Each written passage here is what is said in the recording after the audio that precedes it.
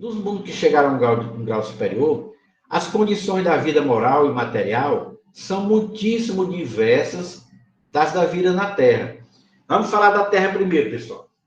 Vamos botar 200 anos atrás. Estrada de chão, lama, para você se deslocar de um lugar para outro.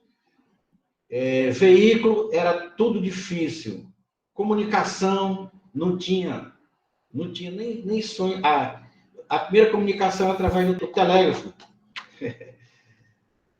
Não tinha telefone. Joãozinho, tinha uma coisa muito importante. Papel higiênico. Papel higiênico, escova de dente. Ó, pessoal, era um sofrimento terrível. Então, hoje, com essa tecnologia que nós temos hoje, significa o quê? Que nós avançamos muito no campo da tecnologia, da inteligência, né? Então, o mundo está evoluindo, a nossa Terra está evoluindo. Quem disser que a Terra está piorando, não está. Nos mundos que chegaram a um grau superior, as condições da vida moral e material são muito diversas das da vida na Terra. Como por toda parte, a forma corpórea também, aí é sempre a humana, mas ela é embelezada. Olha aí, pessoal. Ela é aperfeiçoada e, sobretudo, purificada. O corpo nada tem da materialidade terrestre e não está, consequentemente, sujeito às necessidades, nem às doenças ou deteriorações que a predominância da matéria provoca. Mais apurados, os sentidos são aptos a perceber a que neste mundo a grosseria da matéria obsta. Ou seja, o espírito que habita os mundos mais evoluídos, ele não tem esse corpo tão grosseiro, sujeito a doenças, com necessidade de alimento grosseiro como nós temos, né? Lá não existe hospital, porque não existe doença. Lá não existe cadeia, porque não existe crime. Olha só, pessoal. A leveza específica do corpo desses espíritos lá permite a locomoção rápida e fácil. Em vez de se arrastar que nem nós aqui, penosamente, pelo chão, ele desliza, a bem dizer, pela superfície.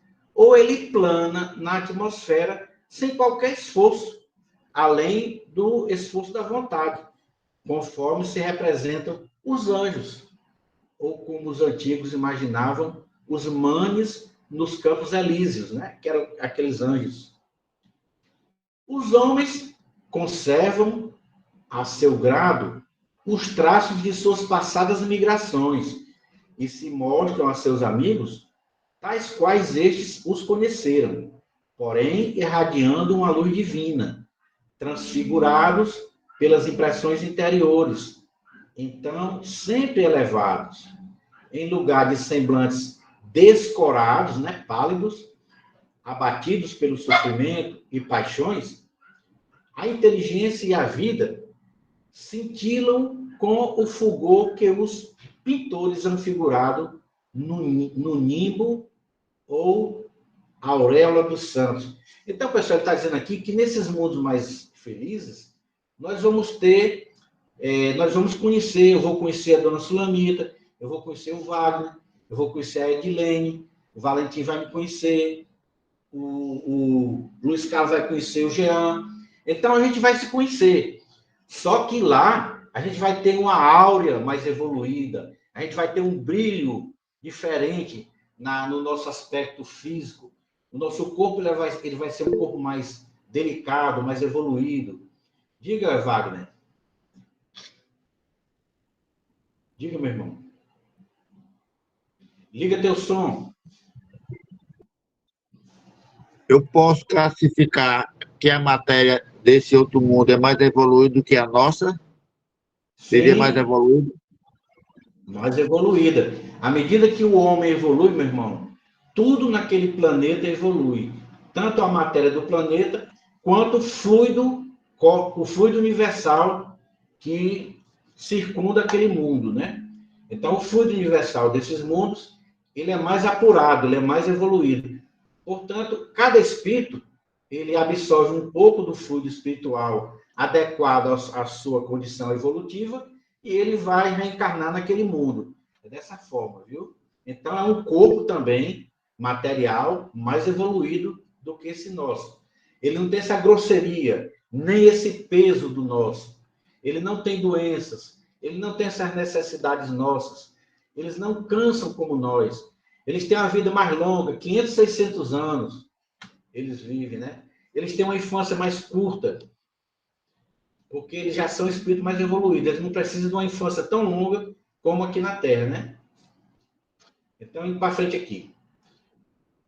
A pouca resistência que a matéria oferece a espíritos já muito adiantados torna rápido o desenvolvimento dos corpos, aqui no caso da infância, e curta ou quase nula a infância. Isenta de cuidados e angústias, a vida lá é proporcionalmente muito mais longa do que na Terra. Em princípio, a longevidade guarda proporção com o grau de adiantamento dos mundos. A morte, de modo algum, pessoal, acarreta os horrores da decomposição. Então, a morte lá não tem o horror da decomposição, os vermes comendo o corpo, não. Porque o corpo não é grosseiro que nem o nosso. Longe de causar pavor, lá a morte é considerada uma transformação feliz. Olha só, pessoal. A morte nesses mundos é considerada uma transformação feliz. Ninguém chora, nem se desespera, não. Nem pragueja, não. Entendeu? Por isso que lá não existe a dúvida sobre o porvir. Né? Todo mundo lá é espiritualizado. Durante a vida, a alma, já não tendo a constrangi-la a matéria compacta, ela expande-se, a alma, né? E goza de uma lucidez que a coloca em estado quase permanente de emancipação e lhe consente a livre transmissão do pensamento. Olha, pessoal, o homem nos mundos evoluídos, ele, a qualquer momento, ele vê o mundo espiritual, né? Ele está tão desligado da matéria, porque a matéria lá não é grosseira, que ele vê o mundo espiritual ao mesmo tempo que ele vê o mundo material. Não é nenhum problema para ele, entendeu? Nesses mundos venturosos, as relações sempre amistosas entre os povos, olha aí, ó. A relação lá, Wagner, ó, jamais são perturbadas pela ambição da parte de qualquer pessoa,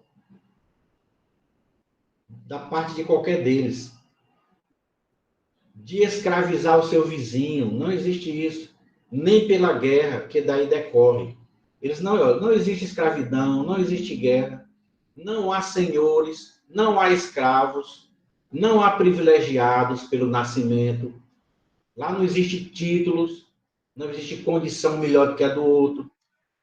Só a superioridade moral e intelectual estabelece a diferença entre as condições de um espírito para outro e dá a supremacia. Só a evolução, viu? A autoridade merece o respeito de todos, porque somente ao mérito é conferida e se exerce sempre com justiça. O homem não procura elevar-se acima do homem, mas acima de si mesmo. Olha só, aperfeiçoando-se. Pessoal, quando a gente aprende o Espiritismo, a gente aprende exatamente isso, que nós devemos lutar não é contra o nosso semelhante, é contra nós mesmos. Nós temos que manter uma luta constante contra os nossos defeitos, é contra o homem velho que existe em mim. Então, esses espíritos aqui já conseguiram isso, ó. Olha o que é que eles fazem lá, isso aqui, ó. Que o homem desses mundos evoluídos não procura elevar-se acima do homem, do outro homem, mas acima de si mesmo. De que forma? Aperfeiçoando-se, que deveria ser imitado por nós.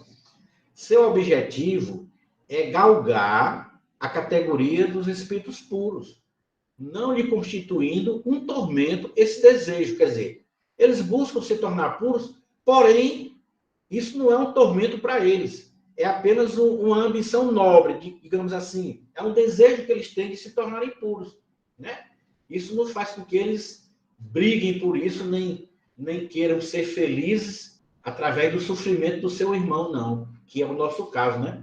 A gente às vezes quer ser feliz, muito embora o nosso irmão sofra por conta disso.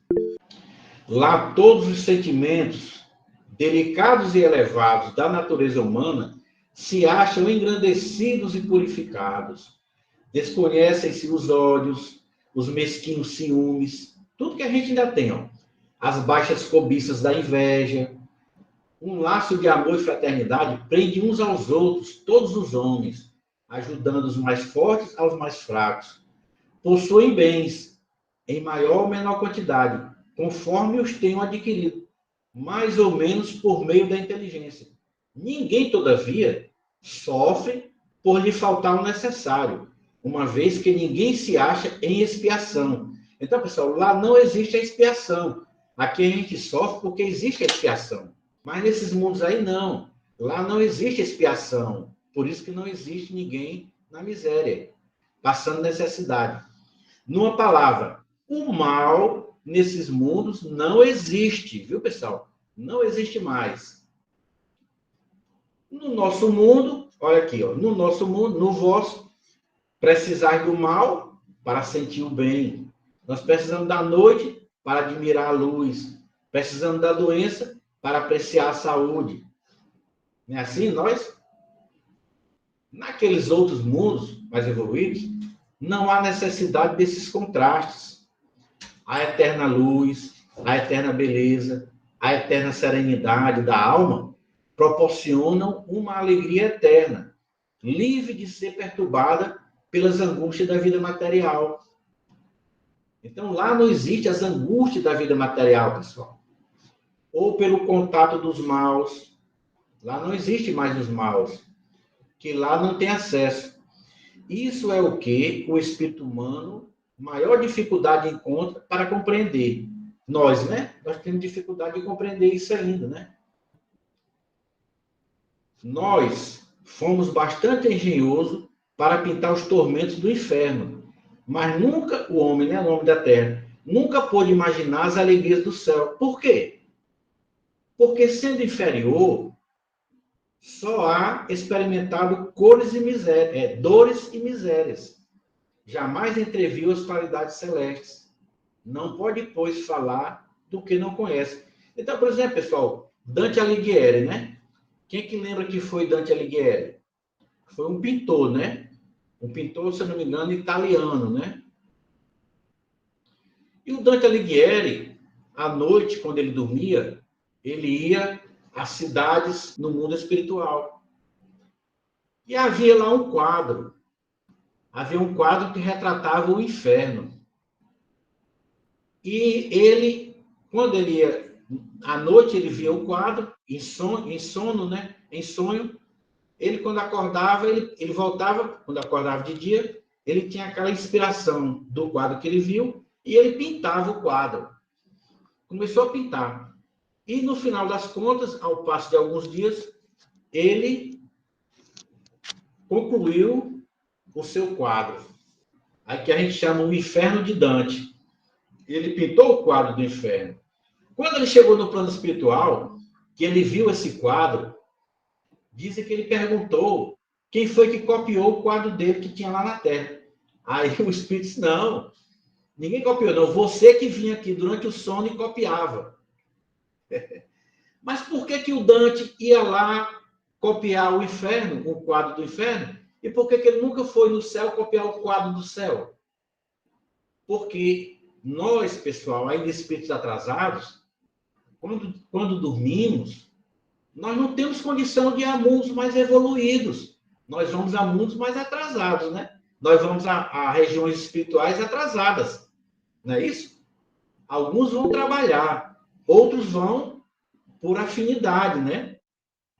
Por se comportarem mal, cometem crimes, e os espíritos que nos ajudam a cometer crimes, aqueles que nos obsidiam, eles nos levam para essas regiões de sofrimento. E aí a gente é mais fácil falar do sofrimento do que da felicidade. Por isso que a gente tem facilidade de falar das coisas ruins, mas não sabe falar das coisas boas, porque não somos ainda evoluídos. À medida, porém, que a alma se eleva e depura, o horizonte se lhe dilata, o homem, né? O horizonte se lhe dilata e ele compreende o bem que está diante de si, como compreendeu o mal que lhe estava atrás, né? Entre tantos mundos felizes, pessoal, não são ordens social. A todos ele dá os mesmos direitos e as mesmas facilidades para chegarem a tais mundos. Ele faz o homem partir, ele faz todos partir do mesmo ponto e a nenhum ele dota melhor do que os outros.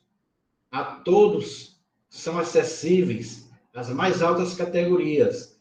Apenas lhes cumpre a eles, ao homem, né, conquistá-las pelo seu trabalho, alcançá-las mais depressa ou permanecer inativos por séculos de séculos no lodaçal da humanidade.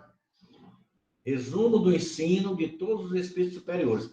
Então, pessoal, depende de nós crescer mais rápido ou de forma mais lenta, né?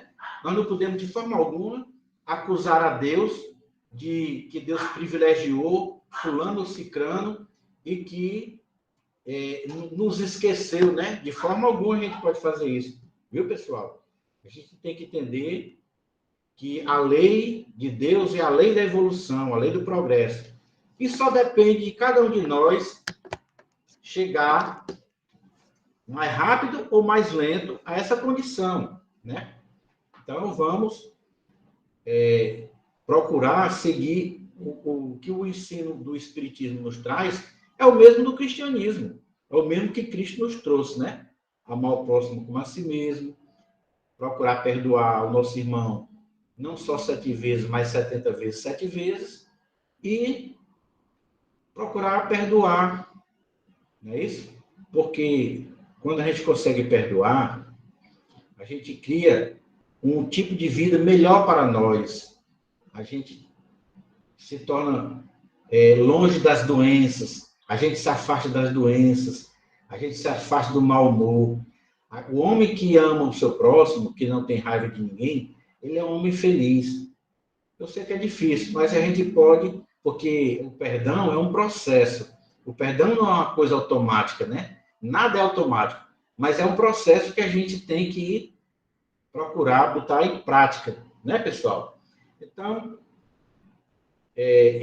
nós não temos mais muito tempo para continuar esse papo, eu sei que ele está muito bom. Vamos só pedir que o nosso irmão Jean faça a nossa prece de encerramento, né, Jean? Tu faz? Vamos lá, faço sim. Joãozinho, só uma dúvida, bem ligeiro. A espiritualidade determina algum tempo entre a transição de um mundo para o outro? É através de um tempo, através de uma frequência? Não existe isso. O tempo é como uma corda. Deus nos dá o tempo. O tempo é nosso. Ele nos dá uma corda, né? Não diz que